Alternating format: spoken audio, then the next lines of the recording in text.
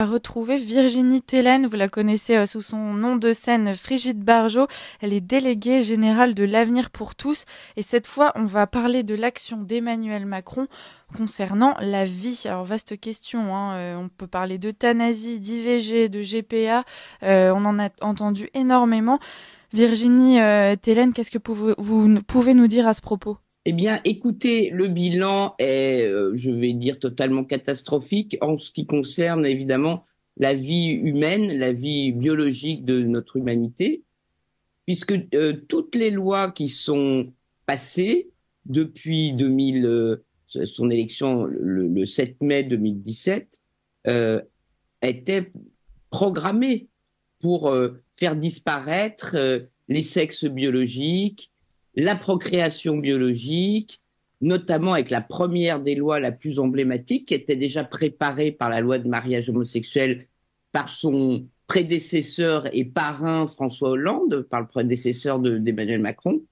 Je parle évidemment de la loi de fécondation in vitro universelle avec des semences anonymes qu'on appelait PMA pour toutes, et qui a été le grand œuvre de changement de la filiation biologique et de la procréation entre hommes et femmes, qui était évidemment notre grand combat à la Manif pour tous de l'époque et maintenant à l'Avenir pour tous. Et puis, évidemment, une fois qu'on a fait disparaître les sexes dans une nouvelle filiation qui n'est plus biologique, mais technologique en fait, puisque c'est une fécondation in vitro qui détermine que les deux seuls parents d'un enfant sur son acte de naissance sont deux femmes sans homme, on est arrivé à la transgenrisation des personnes, puisqu'aujourd'hui, la jurisprudence depuis 2022, sous donc Emmanuel Macron, désigne une personne qui a eu un enfant avec son sperme comme la mère. Ça, c'est en janvier 2022. Mais parallèlement, les embryons biologiques, naturels, sont, eux, détruits.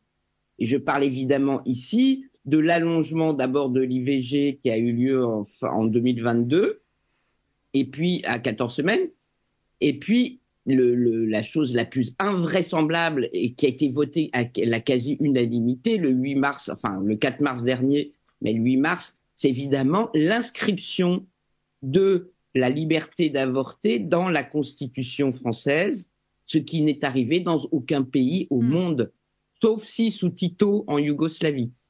Donc, Emmanuel Macron, derrière ses aspects sympathiques de jeune, est en fait la personne qui est chargée, parce que je pense qu'elle n'est pas élue pour ça par le peuple humain français, qui est chargée de faire disparaître la vie biologique humaine, donc l'humanité, donc les personnes, donc nous, donc notre espèce, mais pas pour rien, pas dans le néant et la mort, mais dans la technologie numérique, à travers les datas, à travers les manipulations génétiques, à travers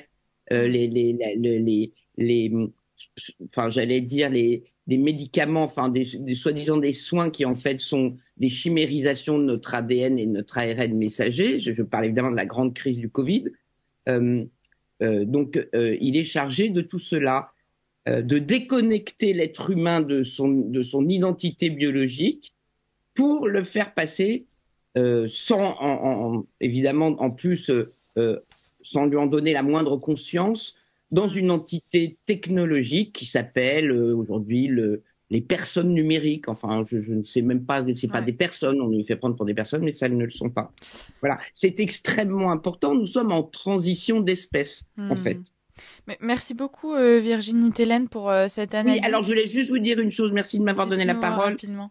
Je voulais surtout vous dire qu'évidemment, nous, à l'Avenir pour tous, et avec d'autres mouvements qui existent, bien sûr, nous luttons C'est ce que j'allais dire. des points liés à l'Avenir pour tous, donc que vous pouvez trouver sur Internet, par des solutions très, très simples. Remettre la mère dans ce que vous appelez la GPA, remettre le père dans ce qu'on appelle la PMA.